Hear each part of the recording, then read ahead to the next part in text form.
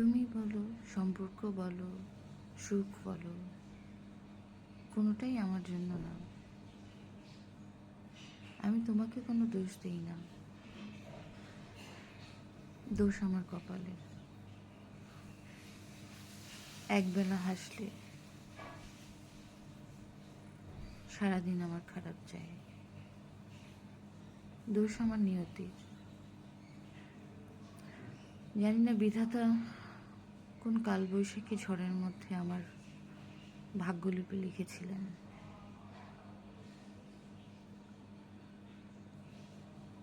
তোমাকে আমি দোষ দিই না,